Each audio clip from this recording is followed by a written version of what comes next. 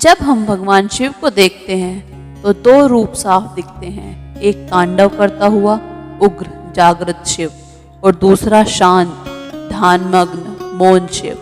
लेकिन क्या आप जानते हैं कि मौन वाला शिव ही असली गुरु है। वो कुछ नहीं कहते लेकिन सब कुछ सिखा जाते हैं।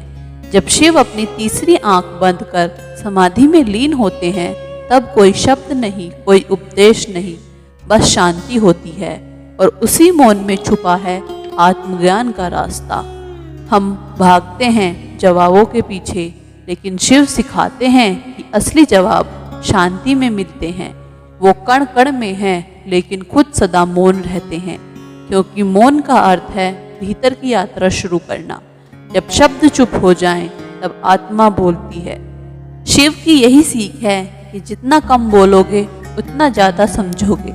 आज की दुनिया शोर में डूबी है। हर कोई बोल रहा है, लड़ रहा है, साबित कर रहा है, लेकिन कोई सुन नहीं रहा। और वही शिव मौन है।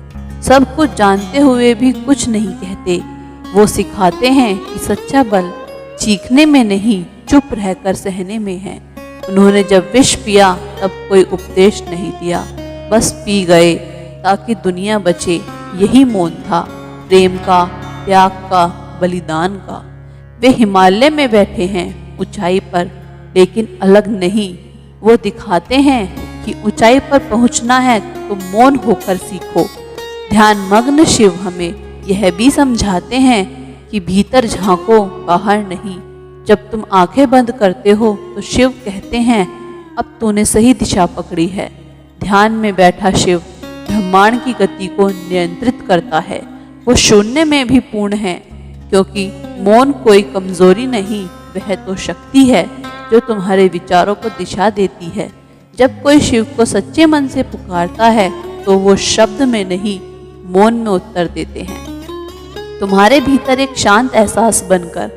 यही कारण है कि साधु संत शिव की पूजा करते हुए मौन धारण करते हैं, क्योंकि वो जानते हैं कि शिव की शक्ति शोर में नहीं, शांति में है। शिव के मौन ने ही सप्त ऋषियों को ब्रह्म ज्ञान दिया, योग की शुरुआत की, आत्मा के रहस्यों को खोलने का रास्ता दिखाया। उनका मौन यह भी सिखाता है कि जीवन में जब कुछ समझ न आए, जब सारे रास्ते बंद लगें, तब खुद को शांत करो। उत्तर तुम्हारे भीतर है और यही शिव की सबसे बड़ी देन है। मौन रहो लेकिन कमजोर मत बनो। ध्यान करो लेकिन दुनिया से भागो मत। भीतर जागो, तभी बाहर सब साफ होगा। जब भी जीवन में हलचल हो, बस शिव की तरह बैठ जाओ, मौन, स्थिर और जागृत। तुम देखोगे कि हर समस्या खुद बिखरने लगेगी। यही है मौन का बल। इसलिए शिव से जुड़ना है तो उनके तांडव से पहले उनके मौन को समझो, क्योंकि जो भीतर से शांत है वही बाहर से मजबूत होता है। और जब तुम भी मौन की उस अवस्था तक पहुंच जाओ तो समझो शिव अब तुम में जाग चुके हैं।